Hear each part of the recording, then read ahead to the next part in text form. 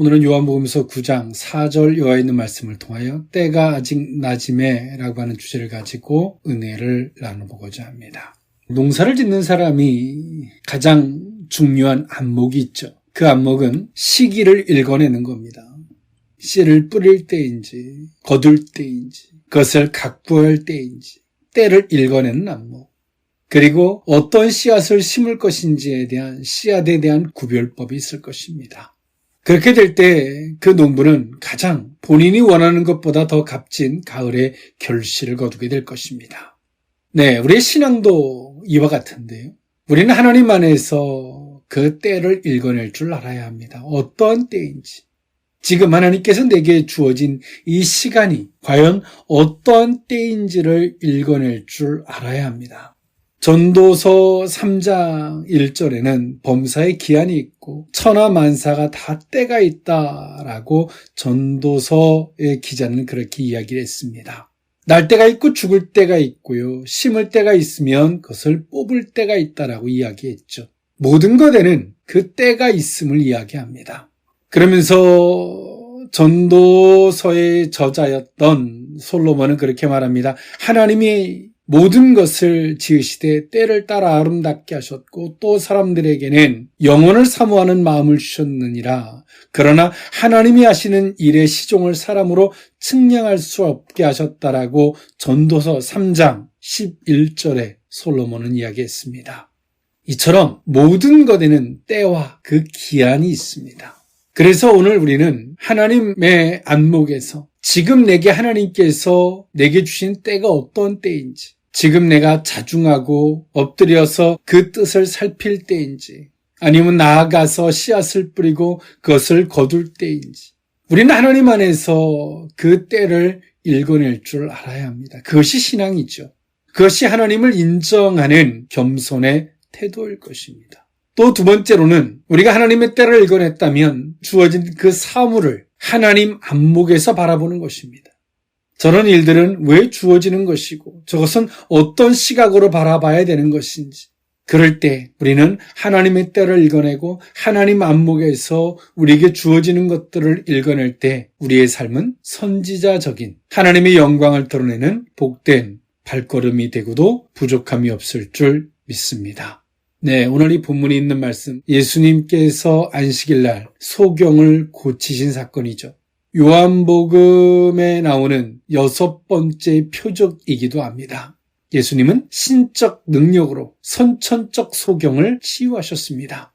이때 당시에 병의 원인을 진단할 때 대체적으로 죄에 대한 응징, 하나님의 영광을 드러내기 위해서 육체의 휴식을 주기 위해서 징계의 수단 등으로 분류하고 있었습니다마는 오늘 예수님께서는 하나님의 영광을 위해서 그 사람이 소경이 되었다라고 말씀하셨습니다. 하나님 안목에서 바라보는 것이죠. 그러나 오늘 이러한 사건은 훗날에 다시 안식일 논쟁으로 확대되고 예수님께서는 그 일부에 대해서 자신에 대한 살해 음모가 진행되는 것을 뻔히 알고 있음에도 불구하고 질고에 빠진 자를 거저 내버려 두지 아니하시고 하나님의 뜻을 따라 그 사역을 펼쳐가셨습니다.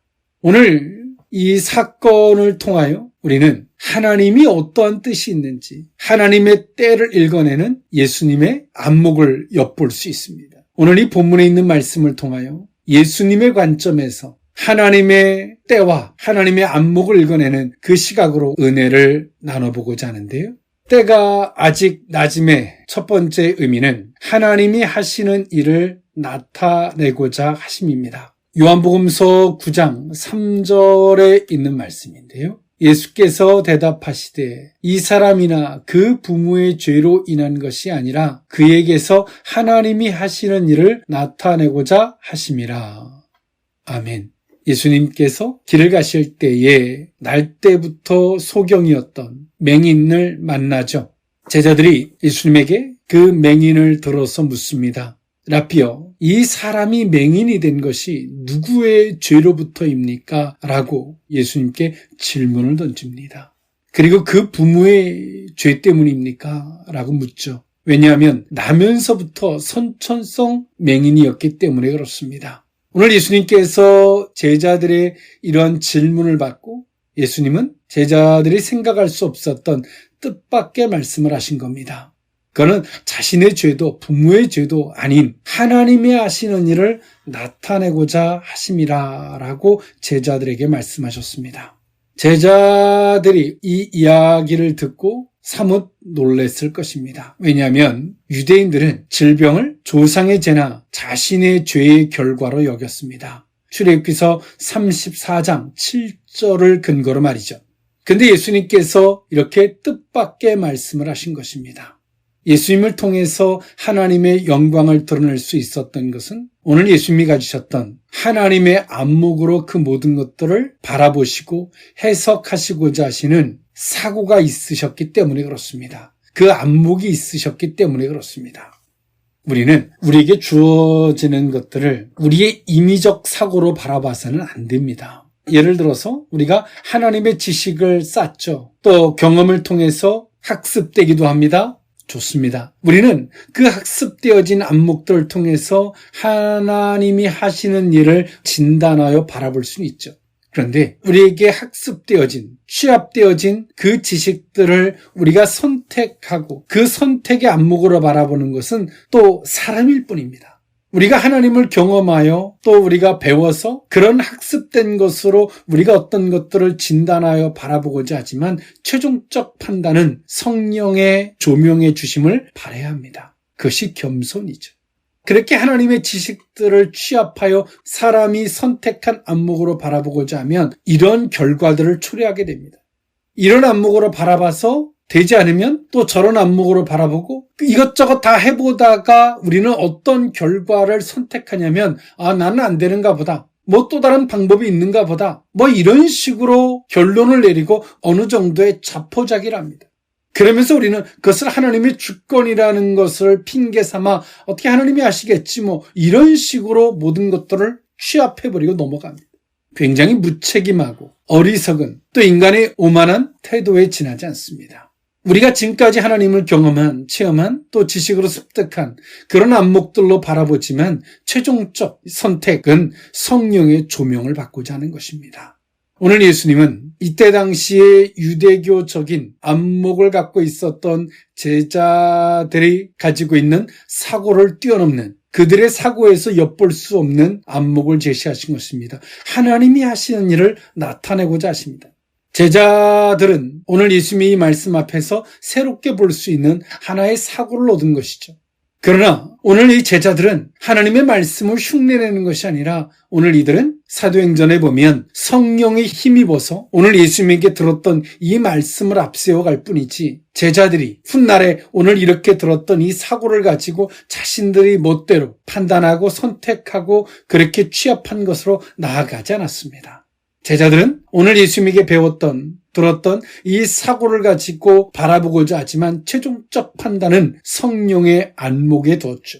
그리고 제자들이 걸어간 길 위에는 하나님의 능력과 권세가 함께 있는 줄 믿습니다. 이 시대를 살아가는 크리스찬들이 여전히 사람이 주인 되어줘서 하나님을 경험하고 체험하고 학습되어진 그 안목들을 이런저런 선택들을 해보고 그래도 안 되면 그냥 포기하고 하나님의 주권이라는 아직 하나님의 때가 안 됐나라는 안목 속에서 그냥 넘겨버리고 오늘의 시간을 그냥 흘려보내는 이런 어리석음들을 끊임없이 반복하고 있습니다. 오늘 예수님은 때가 아직 낮이라고 말씀하셨죠. 하나님이 지금 어떤 때인지 예수님의 개인적 사역에서의 오늘 이 낮은 예수님이 공생애 동안 하셔야 할 사역의 그 시간을 말씀하시는 것이고요. 어둠은 예수님께서 그 사역을 끝내고 나신 이후 그 시간을 말씀하시죠. 그리고 우리가 성경적 안목에서 바라보면 오늘 이 시간은 지금 낮 시간입니다. 아직 기회의 시간이죠. 예수님께서 재림하시는 그 날은 믿는 자들에게는 구원을, 믿지 않는 자들에게는 심판을, 지금은 즉 기회의 시간, 낮의 시간을 말씀하십니다. 그리고 성도들에게 각자의 주어진 시간 앞에서는 오늘 지금 내게 낮의 시간인지 이 기회의 시간이기도 하죠. 우리가 살아있는 날 동안은 말입니다. 그러나 그 속에서도 오늘 우리에게 각자에게 주어진 시간, 하나님의 뜻을 살피거나 또한 우리가 참회하고 돌이키고 이런 시간인지 아니면 하나님의 뜻을 앞세우고 나아가 선포하고 거침없이 나가야 할 때인지 그 시간이라는 것이 있죠. 오늘 예수님은 그 때를 읽어내고 그 다음에 당신이 하셔야 할 일을 하나님의 안목, 하나님이 어떤 시각으로 하나님께서 어떤 뜻과 의도를 가지고 있는 그 사건들을 하나님 안목에서 읽어냈습니다. 그런 결과로서 하나님의 영광을 드러내는 방편으로 삼으셨습니다. 우리는 예수님이니까 당연히 그렇게 하셨어. 그렇게 접근할 수 있습니다. 그럴 수 있습니다. 그런데요, 예수님이시니까 당연히 그럴 수 있으시지만 예수님은 철저하게 하나님의 원리와 뜻하심을 따라서 역사하셨습니다. 예수님은 당신은 당연히 하실 수 있지만 아버지 안에서 때를 읽어내셨고 하나님이 어떤 의도가 있는지, 하나님이 하시는 일이 그 속에 어떤 것이 숨겨져 있는지 그 의도를 살피셨고 그 뜻 안에서 일하신 것입니다. 우리는 하나님은 다 하십니다. 하지만 하나님은 절차와 과정을 통해서 일하시는데 그 절차와 과정을 살피려고 하지 않습니다. 그냥 맹목적으로 무턱대고 하나님이 어떻게 하시겠지. 하나님의 능력은 초월적이니까 하나님이 하시면 지금도 하실 수 있어. 그렇습니다. 그런데요, 하나님의 일하실 때는 이처럼 절차와 과정을 통해서 일하셨습니다.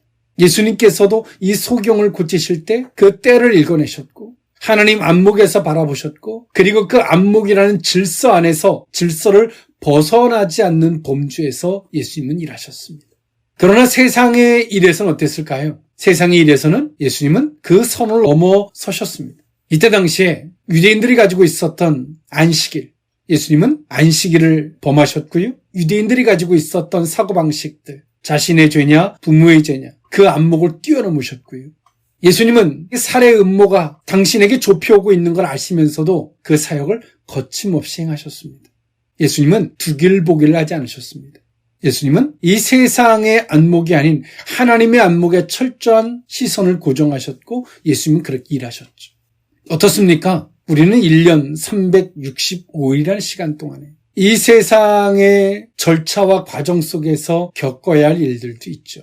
우리가 얼마 안 있으면 또 치러야 할 추석도 있고요. 또 연말에 행사들도 있을 것이고 또 내년에 초가 되면 구정, 신정 또 우리가 치러야 할 일들이 있죠. 그러나 그 모든 일들 속에서 우리가 하나님의 때를 읽어내고 하나님의 안목에서 바라본다면 이 세상의 것들은 우리를 핍박하고 조롱하고 어떤 위협이 될지는 모르겠지만 그러나 하나님의 선은 넘지 못하는 줄 믿습니다. 우리가 그 속에서 하나님의 영광과 하나님의 뜻하심을 드러낼 수 있는 방편이 될 줄 믿습니다. 때가 아직 낮음에 두 번째 의미는 나를 보내신 이의 일을 우리가 하여야 하리라 입니다. 요한복음서 9장 4절에 있는 말씀인데요. 때가 아직 낮음에 나를 보내신 이의 일을 우리가 하여야 하리라. 밤이 오리니 그때는 아무도 일할 수 없느니라. 아멘. 오늘 예수님은 때를 말씀하시면서 낮과 밤을 말씀하셨습니다. 일상생활의 우리의 삶 속에서 때, 시간, 즉 낮 시간인지 밤 시간인지 단순 명료하게 말입니다. 그런데요, 예수님은 우리가 일상의 삶 속에서 겪는 이 시간의 때를 들어서 하나님께서 인생들에게 주어진 그 때, 그 기회의 시간을 말씀하시고 계시는 겁니다. 지금 내게 어떤 시간을 주고 있는지, 예수님은 하나님 아버지께서 당신에게 어떤 시간을 주고 있는지를 캐치하셨습니다. 예수님은 당신에게 주어진 이 시간을 나를 보내신 이의 아버지의 일을 할 수 있는 시간으로 봤습니다. 그리고 그 시간을 그곳에 사용하는 거죠. 우리의 시간은 본분의 시간이 있고요. 여가의 시간이 있습니다. 오늘 우리는 하나님께서 우리에게 이 땅에 보내신 우리에게 본분의 시간이 있습니다. 그리고 우리가 때로 우리의 필요를 위해서 사용하는 시간은 여가의 시간들입니다. 오늘 예수님은 당신에게 주어진 시간이 어떤 시간인지를 압니다. 시간의 의미, 시간의 의도, 시간의 저의를 예수님은 너무나 잘 알고 있죠. 당신에게 주어진 시간 말입니다. 그것은 하나님 아버지께서 당신을 보내셨고 당신은 그 일을 나타내기 위해서 오늘 당신은 이 시간을 보내고 있음을 알고 계십니다. 그리고 그 시간에 당신은 그 일을 나타내고자 하시는 겁니다. 예수님에게 지금 상황은 어떻습니까? 안식일을 범함으로 유대인들은 예수님을 살해하고자 할 것입니다. 더욱더 극렬하게. 오늘 예수님은 당신이 이 일을 행함으로, 당신이 이런 말씀을 하심으로 어떤 공경과 어려움을 처할 걸 예수님은 너무나 잘 알고 있습니다. 오늘 예수님에게도 두 가지의 잣대가 있죠. 하나의 잣대는 내가 지금 이런 말을 했을 때 어떤 결과가 초래되어질 것에 대한 상황적 결과고요. 또 하나는 하나님께서 나를 이 땅에 보내시면서 주어진 시간의 의미를 알고 계십니다. 그리고 오늘 예수님은 당신을 이 땅에 보내신 그 의도, 저 의에 대한 시간을 선택하십니다. 그리고 예수님은 그 일을 하셔야 되겠다라고 말씀하신 겁니다. 오늘 이 시대를 살아가는 성도들이 내가 이런 말을 하면, 내가 이런 행동을 하면 어떤 상황이 주어질 걸 너무나 뻔히 잘 알고 있습니다. 그래서 우리는 신앙생활의 지혜로움을 삼아 사람의 눈치를 보거나 그 상황을 일단은 모면하고 보죠. 굳이 부딪히지 않아도 될 거를 부딪히라는 이야기는 아닙니다. 이 세상의 잣대를 우리는 두 길 보기를 한다는 말씀을 드리고 있는 겁니다. 근데 오늘 예수님께서는 두 길 보기를 하지 않으셨습니다. 근데 예수님은 단언코 분명하셨습니다. 나를 보내신 이의 뜻을 나는 행해야 되겠다라는 선택을 하셨고 예수님은 이 소경을 고치셨습니다. 오늘 예수님이 소경을 고치신 것은 즉흥적 선택도 아니었고요. 어쩔 수 없어서 고치신 것도 아니고요. 단순하게 이 소경을 불쌍히 여겨서만 고치신 게 아닙니다. 예수님이 소경을 고치실 때는 결과적으로는 이 소경을 불쌍히 여기시고 긍휼히 여기시고 이 소경을 치유케 하기 위해서 하셨지만 예수님은 이 모든 일들을 하시기에 앞서서 예수님이 가지고 계셨던 하나님의 안목은 당신을 이 땅에 보내신 저의 그 의도를 선택하신 겁니다. 하나님께서 오늘 우리에게 주어진 시간들이 있습니다. 이것은 기회입니다. 큰 틀에서 보면 죽음 이후에는 우리는 어떤 것도 할 수 없죠. 큰 틀에서 보면 우리의 삶이 기회입니다. 회개할 수 있는 기회, 돌이킬 수 있는 기회, 하나님 뜻대로 순종할 수 있는 기회, 아멘할 수 있는 기회입니다. 그리고 조금 더 구체적인 걸 보면 하나님께서 지금 이 시간이 내게 기회로 주어진 시간입니다. 우리가 그러죠. 나 팽팽히 놀다가 내가 죽기 전에 바로 회개하면 되지 뭐. 그렇게 순종하면 되지 뭐. 언제 죽을지 우리는 아무도 모릅니다. 오늘 예수님은 당신에게 주어진 시간, 삶의 저 의를 분명히 알고 계셨고 그리고 예수님은 이 세상에서 어떤 사례와 협박이 있다 할지라도 나는 그 선택을 해야 할 것이다 라고 말씀하셨습니다. 오늘 우리는 두 길 보기를 하면서 말합니다. 요것만 하면 내가 이렇게 할 텐데 저것만 되면 이렇게 할 텐데 그렇지 않습니다. 하나님께서 이렇게만 열어주시면 하실 텐데 그렇지 않습니다. 전제적으로 우리의 삶에는 오늘 예수님과 같이 나를 보내신 이의 일을 우리가 하여야 하리라. 나를 이 땅에 왜 보내신 이유, 그 뜻, 목적, 저의 이것을 분명히 앞세운 삶이 되지 않으면 우리는 우리의 삶과 환경이 아무리 열린다 할지라도 우리는 그 자리에 설 수 없습니다. 오늘 우리는 우리에게 주어진 이 시간, 지금의 이 시간은 낮인지 밤인지 큰 틀에서 보면 낮이지만 구체적인 삶 속에서 지금 내가 낮인지 밤인지 그리고 주어진 이 시간을 기회가 아닌 때론 주님 앞에 책망과 어려움의 시간이 되지 않기를 원합니다. 오늘 예수님에게 주어진 이 상황, 이 여건, 이 시간은 어찌 보면 안식일날 나면서부터 이 맹인을 만난 이 사건은 예수님에게 있어서는 육신적으로는 살해 위협이 더 극날해지는 계기가 됐지만 하나님 뜻 안에서 바라보면 하나님이 하시는 일을 나타내는 복된 계기가 되었습니다. 우리는 두 마리의 토끼를 다 잡을 수는 없습니다. 그것은 신앙인들의 처세가 아닌 나를 보내신 이의 뜻이 무엇인지 그 일을 앞세우고 있는지에 대한 신앙인들의 태도에 달려있다는 사실을 그 중심에 달려있다는 사실을 기억하는 저와 여러분일 수 있기를 원합니다. 때가 아직 낮음의 마지막 세 번째 의미는 이 말씀을 하시고입니다. 요한복음서 9장 5절에서 7절에 있는 말씀인데요. 내가 세상에 있는 동안에는 세상의 빛이로라. 이 말씀을 하시고 땅에 침을 뱉어 진흙을 이겨 그의 눈에 바르시고 이르시되 실로암 못에 가서 씻으라 하시니 실로암은 번역하면 보냄을 받았다는 뜻이라. 이에 가서 씻고 밝은 눈으로 왔더라. 아멘. 예수님은 이 말씀을 하시고 하나님이 하시는 일을 내가 나타내야 되겠다. 나를 보내신 이의 일을 우리가 하여야 하리라. 이 말씀을 하시고 나셔서 이 소경을 치유하셨습니다. 그렇죠. 예수님께서 단순하게 불쌍히 여기시고 긍휼히 여기셔서만 치유하신 것을 넘어서 그 소경을 하나님 안목에서 바라보셨고 이 세상에서 어떤 살해 위협이 있고 어떤 고통이 따른다 할지라도 당신을 이 땅에 보내신 이유를 앞세우셨고 이 일을 행하신 것입니다. 예수님은 행동하시되 그 행동의 전제는 이처럼 하나님의 때를 읽어내고 하나님 안목에서 저 사람이 저 원인이 무엇인지 하나님의 어떤 뜻이 있는지 이 일로 인하여 어떤 핍박과 어려움이 온다 할지라도 나를 보내신 이의 뜻이 무엇인지 그것을 앞세워서 일하신 것입니다.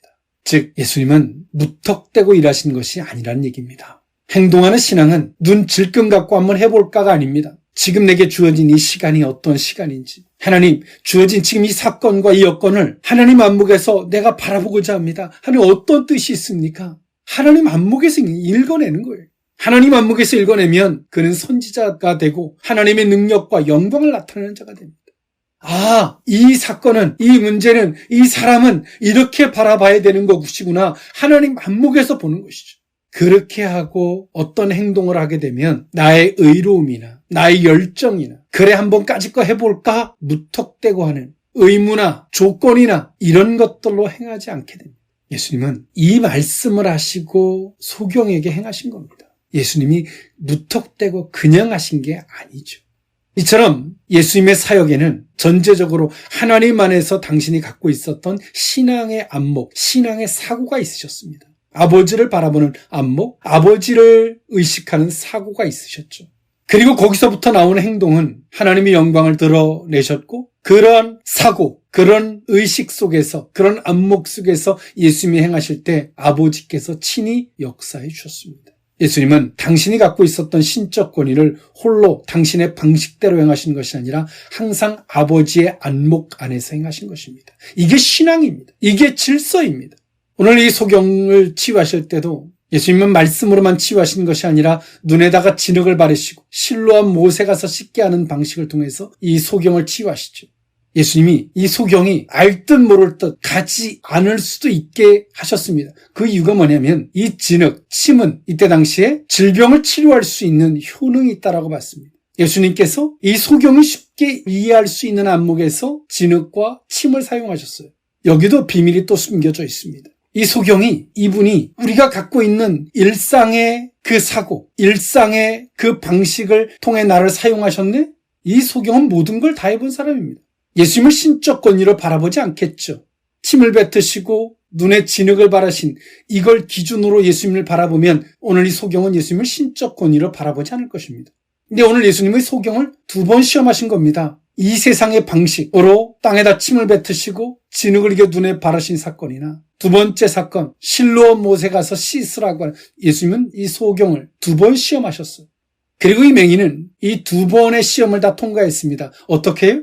예수님이 행하셨던 이런 방법을 중심으로 예수님을 바라보지 않고 예수님을 오직 신적 권위로만 예수님을 바라봤기 때문에 이 맹인은 예수님의 말씀을 따라 행동할 수 있었습니다.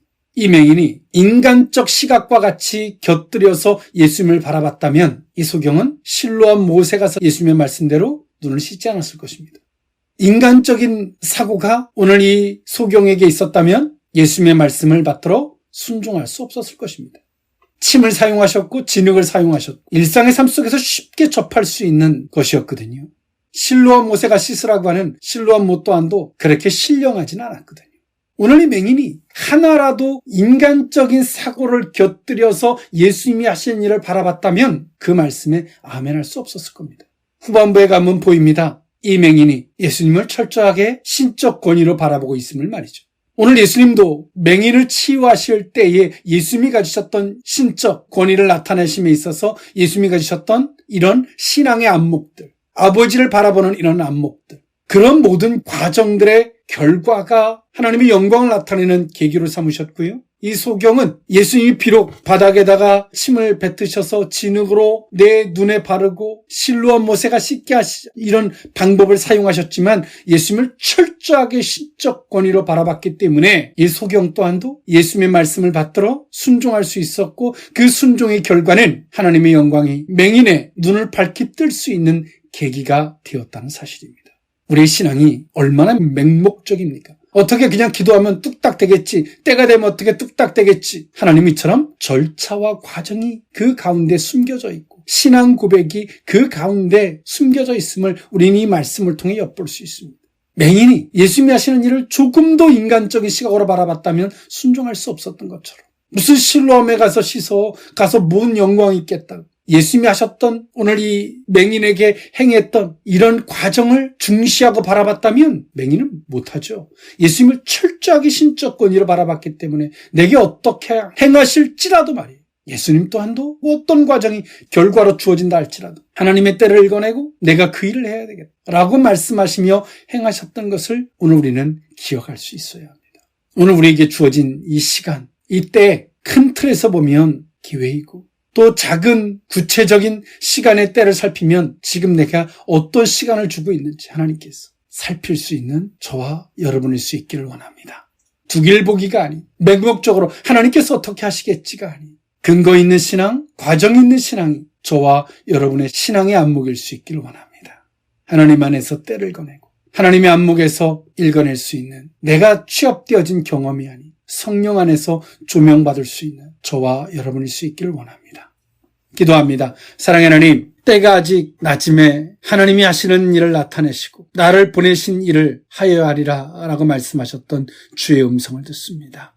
맹인을 치유하실 때 이 말씀을 하시고 치유하셨던 것을 기억합니다. 오늘 각자에게 주어진 이 시간이 어떤 의미가 있는지, 지금이 낮인지 밤인지, 오늘 우리가 두길보기를 하고 있지 않는지, 하나님 안목에서 바라보는지, 하나님의 안목에서 바라본다 할지라도 이 세상의 잣대와 이중잣대로서 계산하고나 있지 않는지, 주의 말씀을 앞세워가는 것이 아닌 한번 해볼까 자신의 의로움을 앞세워 조건을 앞세워 행하고 있지 않은지 주여 오늘 이 말씀을 통하여 돌아볼 수 있길 원합니다. 예수님이 만나셨던 나면서부터의 소경은 위기가 아닌 하나님의 영광을 나타낼 수 있는 기회가 되었는 줄 믿습니다.